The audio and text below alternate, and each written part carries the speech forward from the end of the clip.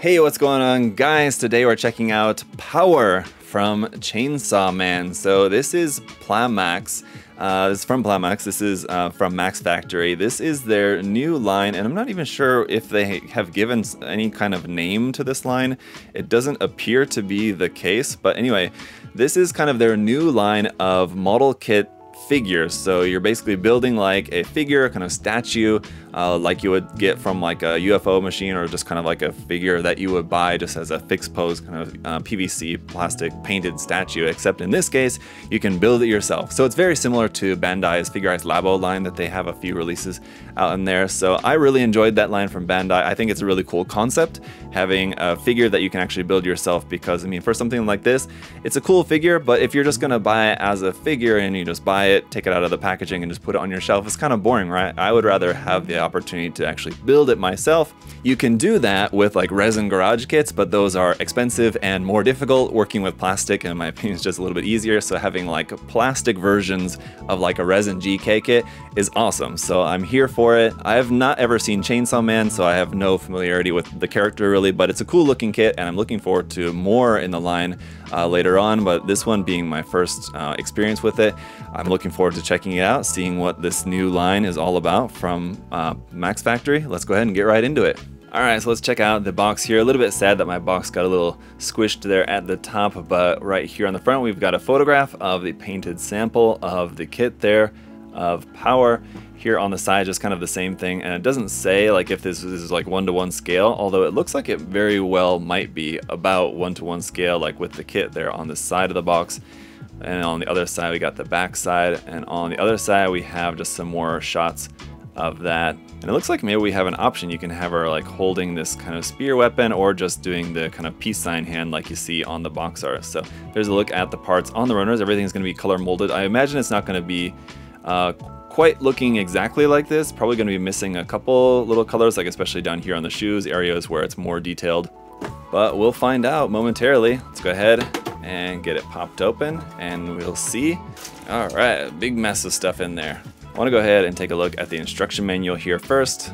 We got basically the same artwork as what's on the front of the box. On the back side is just the end of the construction, so you can kind of see about that. It looks like the entire thing is all in color, which is nice. We've got our parts list there at the front.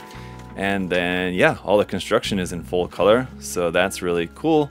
Nice to see. Here at kind of the end of that, there's a couple more just kind of detail images there. Basically the same stuff we saw on the outside of the box. There's like tips about like how to build the kit. If it's like your first ever model kit and you're Japanese, you can read that about how to put it together. But we don't need that. Let's go ahead and take a look at the runners. First up, we've got our base plate piece here in black. As you can see, unfortunately, some visible sinks from the cross lines there. So once this is kind of, maybe you throw a little bit of like a thin layer of putty over that and just kind of sand over the whole thing, it should get rid of that. It should be nice and clean, ready for paint. The A runner is going to be all of our hair parts. As you can see, some really fine details on all these hair parts here in this kind of very light, somewhat reddish blonde kind of color. Runner B is going to be our skin tone parts there for the kit. Runner C is our pre-printed face piece there with the eyebrows and the eyes printed on there. Missing the mouth part, it looks a bit odd, I will say, but hopefully once everything's all put together, it won't look quite so strangely creepy. Runners D and E are going to be in this kind of pale dark blue color there for the parts for her jacket. Runner F is in this light tan color there for the parts for her shirt, front and back, and the collar there basically. Runner G is going to be our parts in black there for the pants and the necktie. Runner H is a couple of parts here in white for parts of the shoes, and you can see the color separation is going to be pretty nice with the detail of those parts, like for the laces. And then runner I here is that spear part, parts for the bottoms of the shoes, parts for the ties on the shoes, and that's another part there for that spear. But pretty interesting. This is here in red, obviously. And the spear, very long and thin. That's probably about 2 millimeters thickness, for those of you guys who may be wondering about that. So if you wanted to get this and replace that with like an actual brass or aluminum rod, it looks to be about a 2 millimeter thick rod for that, which probably would be a good idea to replace that with something metal rather than using the plastic one, but I'm sure the plastic one will probably be alright. Only way to find out is to get it built up. Let me go ahead and do that and we'll see how it looks. Alright guys, so here she is all built up. It was a pretty quick build because as you saw from the runners there, not super parts heavy here, but everything fit together really nicely. Putting the parts together, I was thinking like, oh, here we're going to have a seam here, but it's all basically covered really nicely so that a lot of the seams are hidden. You will have like a couple of seam lines, and I'll talk a little bit more about that here in just a second, but otherwise it fits together really nicely in a way. It makes for a pretty seamless build overall. The colors, everything look really nice. I mean, this is the kind of thing I think honestly you could just spray some matte coat on it and be done with it basically. Or maybe just matte coat on the clothing parts and on the skin tone and hair, like a satiny semi-gloss I think would be better. But anyway, let's take a look here. The only thing that I've done on this, aside from just putting it together, I did put some panel lining in on the teeth just because it was a white part and kind of very important kind of part of the face. So I just wanted to make sure that you guys could see that well. So I did put a little bit of panel lining there in the teeth, some gray just to make those a little bit more defined. Otherwise, like I said, there's a couple little seams here and there, like you can see, like on the shoulder. That seam is like part of the shirt at the top, but then that lower part, you may want to get rid of that. Like here on the arms, on the sleeves of the blue jacket, there's a little bit of a seam on there. That I think though you could also just kind of hide as just a seam in the clothing, because clothing naturally has seams in it. So you can see this kind of runs all the way down along there. So I think you could just not really worry about that and it looks natural enough. That said, there are a number of mold lines. So you can see that there's a seam line right there, and then like right next to there's a mold line. So going in and sanding the mold lines around, especially on the clothing, I think would be for the better. If you look here on the pants, you can see there's another mold line, that kind of squiggly line that runs kind of along the side of there where there was the nub mark right there. So just sanding the mold lines I think would be for the best. And the shoes really work quite impressive. Even there's 5 pieces there for the white part. You have like 2 pieces for the white part and then a third white piece for like the tongue and the strings of the shoes. The red strings on the top, obviously a separate piece, and then the red on the bottom, a separate piece. So pretty nicely color separated if you wanted to, you know, paint them even more so. Up on the bottom side of the feet, you can see the nice detail there.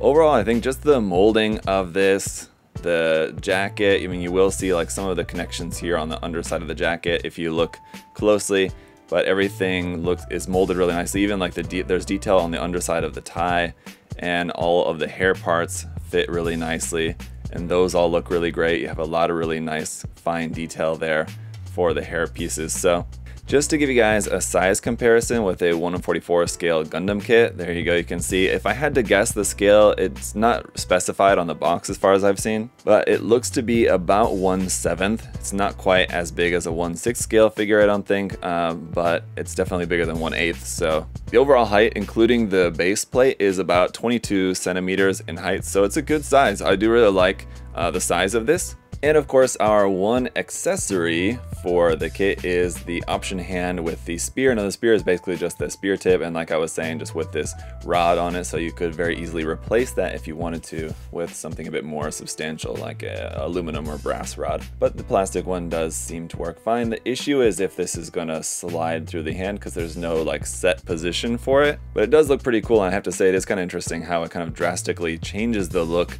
of the character from like giving the peace sign to holding this weapon. It just kind of certainly changes the overall kind of feeling of the kit, right? The overall tone of it. So I do like that, though at least we get some sort of like option accessory for it. But alright guys, without too much else that I can really say about this, I'm really impressed with this. Very cool kit. Like I said, I'm just a fan of the fact that you can get like a figure, like a statue figure of a character that you can build yourself. I definitely prefer that to just like one that you just take out of the box and then that's it. And the color separation and the molding and everything on this is really nice, so that I think you could just do a little bit of cleanup work and maybe spray some top coat on it and be done with it, and it's gonna look really, really good. Or, you know, if you did want to fully paint it and go in on all of that, you know, do some putty work maybe on the base plate, make sure the base plate's, you know, super flat and clean, crispy, and then do some putty work maybe on some of the seams, on some of the clothing, stuff like that. I think you could definitely make it even better. If there's one thing that I wish was a little bit nicer with this, just straight out of the box, is maybe the face. The printing of the eyes and everything does look really nice, but I think some like blush kind of shading. Now, that is something that you can pretty easily add with the Mr. Color weathering pigment sets. If you guys didn't know, they make some skin tone ones. I think there's 2 different sets that you can get there. So pretty easy to add a detail like that. But if you look at like some of the face plates that Kotobukiya makes, like they have like some blush and kind of some more kind of shading on the faces a little bit, or like they'll have like a little bit more accent points. If it's just only the eyes printed on there, it does sometimes look a little bit awkward. The faces don't look as natural, and especially on the size of this, the size and the scale, because it's larger, adding a little bit more kind of detail to the face I think would make it look a bit more realistic. Like maybe a little bit of paint, like a soft paint on the lips or something like that, I think could look good. Something along those lines that would make the face look a little bit nicer. But other than that, I'm definitely a fan of this, and I'm really looking forward to some more kits in the line. Like I said, I'm a big fan of Bandai's Figuarts Labo line, but they just don't really make those very much. They've only made a few. They haven't made a new one for a while. So in the absence of that, I'm really happy that Max Factory is stepping up with this new line, and I'm really looking forward to some more coming out in the future. But let me know your guys' thoughts in the comment section below. Let me know what you think about the line, and of course, if you guys want to check out some of the kits for yourself, you can check the link in the video description to USA Gundam Store and everything else from Max Factory and other different model kits and figures as well. You can check out there on the website. Thank y'all so much for all of your support. If you also want to like and subscribe while you're here, that'd also be greatly appreciated. But until next time, guys, hope y'all have a great day. I'll see y'all later.